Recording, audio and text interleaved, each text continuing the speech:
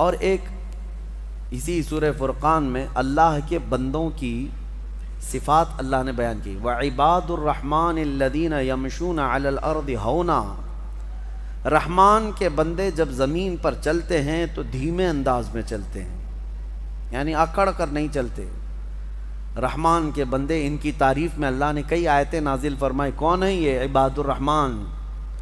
عباد الرحمن، ان کی تعریف میں آیتیں آئی ہیں۔ اور پھر دوسری ان کی صفت یہ ہے، وَإِذَا خَاطَبَهُمُ الْجَاهِلُونَ قَالُوا سَلَامًا، جب جاہل لوگ ان سے بات چیت کرتے ہیں یا وہ جاہلوں سے آمنا سامنا ان کا ہوتا ہے تو یہ سلام کر کے گزر جاتے ہیں، جاہلوں سے بحث نہیں کرتے۔ کون؟ اللہ کے نیک بندوں کی صفت یہ ہے۔ جاہلوں سے بحث کرنا یہ اللہ والوں کی شان نہیں ہے۔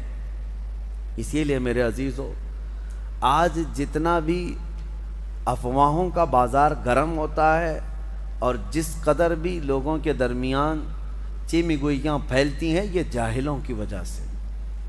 جاہل ایسے ایسے مسائل پر بات کرنے آتے ہیں۔ اللہ کی پناہ، الامان والحفیظ۔ اسی لیے اللہ والوں کا یہ ہمیشہ سے طرہ امتیاز رہا ہے، وہ جہلا سے، جاہلوں سے جب ملاقات کرتے ہیں تو سلام کر کے گزر جاتے ہیں۔ آپ بھی اپنی یہ عادت ڈال لیں، جو پڑھا لکھا نہیں ہے یا جو جس طرح سے جاہل ہے، وہ اگر اعلیٰ قسم کی بحث لے کر بیٹھا ہے اور آپ بھی اس سے بحث کر رہے ہیں تو گویا کہ آپ کی بھی کیٹیگری وہی ہے، جاہلوں کی ہے۔ میں ایک مثال دیتا ہوں۔ امام اعمش تھے، ایک بہت بڑے امام گزرے ہیں۔ لوگ جو اہل علم تھے وہ آتے تھے اور ان کے پاس سوالات کرتے تھے، اور جب جاہل سوال کرتا ہے، اگر علم حاصل کرنے کے لیے ہو اور شریعت سے ریلیٹڈ ہو تو اچھا ہے، لیکن سوال میں اگر یوں کہے موسیٰ علیہ السلام ناشتے میں کیا کھاتے تھے، تم کو کیا پڑی ہے اس سے؟ امام احمد سے آ کر کے ایک شخص نے پوچھا کہ سنا ہے مسجد میں جب ہم سجدہ کرتے ہیں، مٹی کی زمین ہوتی تھی، پیشانی پہ کنکریاں لگ جاتی ہیں، اور گھر میں جاتے ہیں ہم اسی طرح سے کنکریاں کے ساتھ، تو سنا ہے مسجد کی وہ کنکریاں آ جاتی ہیں لگ کر کے تو وہ چیختی رہتی ہیں، چلاتی رہتی ہیں کہ مجھے مسجد سے کیوں لے کر آیا۔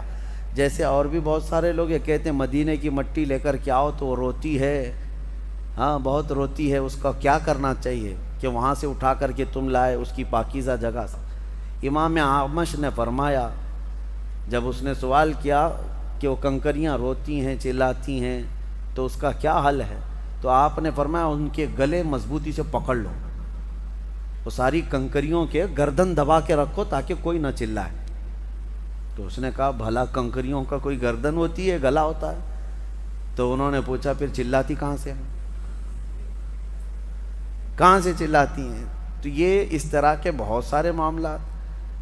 اور وہی ایک امام اور گزرے ہیں، ان سے کوئی آ کر ایک جاہل سوال کر رہا ہے، شیطان ابلیس لعین کی بیوی کا نام کیا تھا؟ آپ نے فرمایا میں اس کی شادی میں گیا نہیں تھا۔ تو یہ جاہلوں سے مخاطب ہونا یا مخاطب ہونا دونوں ضرر ہے، ضرر ہے۔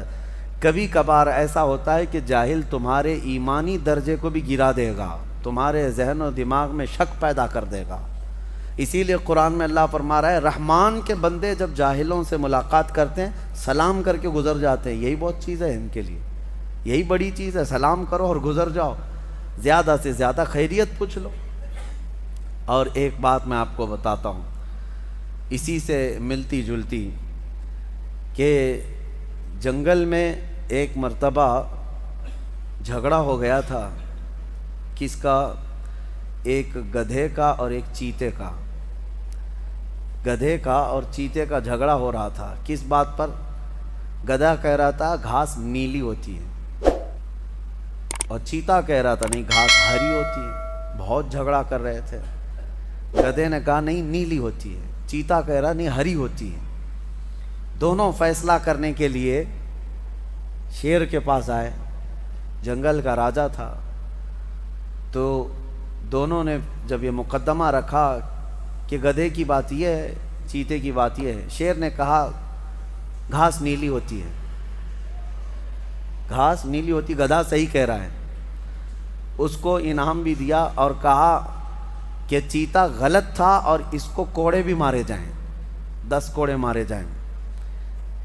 تو وہ گھبرایا اور کہا بادشاہ سلامت، میرے حق میں اتنا برا فیصلہ کیوں؟ کہا کہ یہ تیری سزا ہے، گھاس تو ہری ہی ہوتی ہے، گدھے سے بات کیوں کیا؟ یہ تیری سزا ہے، گدھا تیرے لیول کا نہیں تھا، گھاس ہری ہی ہوتی ہے، لیکن جو تیرے لیول کا تھا نہیں، اس سے تو مباحثہ کر رہا ہے، مناظرہ کر رہا ہے۔ تو یہ اس میں ایک درس ہے۔ لوگ آج جو نکڑ پہ بیٹھ کر کے مناظرے کر رہے ہیں، ڈیبیٹ کر رہے ہیں، ان کو دلائل چاہیے بخاری شریف سے، مسلم شریف سے، اور وہ بھی بحث کن معاملات میں کرتے ہیں؟ کبھی مولا علی کرم اللہ وجہہ الکریم کے متعلق، کبھی امیر معاویہ کے متعلق، کبھی خلفائے راشدین کے متعلق۔ ایسا لگتا ہے یہ سب کے آقا بیٹھے ہوئے ہیں جو ان میں فیصلہ کرنے بیٹھے ہیں، اور حضور پاک صلی اللہ علیہ وسلم کے علم غیب کے متعلق، ان کے حاضر و ناظر ہونے پر، ان کے بشر و نور ہونے پر ایسی بحثیں رہتی ہیں۔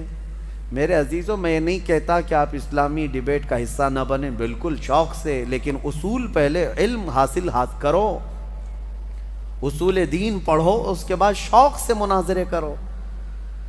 اور یہاں حال یہی ہے کہ کسان جو ہے پھاوڑا چلاتا رہا کھیت میں، اور اچانک کسی کا پیٹ درد ہوا، اس کو سرجن کے پاس لے جانا چاہیے کہ کسان کے پاس لے جانا چاہیے؟ اب اگر آپریشن تھیٹر میں کسان بھی آپریشن کرنے لگے تو کیا کرے گا؟ وہ پھاوڑے سے آپریشن کرے گا۔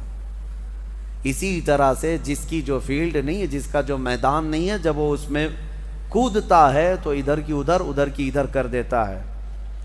اللہ تبارک و تعالی گمراہی سے محفوظ فرمائے۔ اسی لیے آدھا علم بھی مت حاصل کرو۔ میں نے دیکھا ہے بہتوں کو، ایک قاعدہ کچھ سیکھ لیا تو اس کو ہر جگہ فٹ کرنے لگ جاتے ہیں۔ اسلام کی باریکیاں، اصول دین، اصول فقہ، اصول حدیث، بہت اس میں باریکیاں ہیں۔ اور یہ جو جتنے بھی گمراہ فرقے ہیں نا، یہ اسی طرح سے گمراہ ہوئے۔ انہوں نے ایک قاعدہ سیکھا اور اس کو سب پہ فٹ کرنے لگے، سنیوں پر اس کو فٹ کرنے لگے، جو مشرکوں پر اتری ہوئی آیتیں تھیں، مشرکوں کے حق میں جو اتری ہوئی تھیں، ان آیتوں کو رسول پاک صلی اللہ علیہ وسلم پر جو اتری ہیں آیتیں مشرکین کے حق میں، وہ سنیوں پر فٹ کرنے لگ جاتے ہیں۔ گمراہی یہیں سے آتی ہے، اسی لیے آدھا علم حاصل مت کرو۔ مشہور محاورہ ہے، بلکہ ایک قول ہے، نیم حکیم خطرے جان، نیم ملا خطرے ایمان۔ یہ کہا جاتا ہے نا، آدھا ڈاکٹر جو ہے جان کا خطرہ ہے اور آدھا مولوی ایمان کا خطرہ ہے۔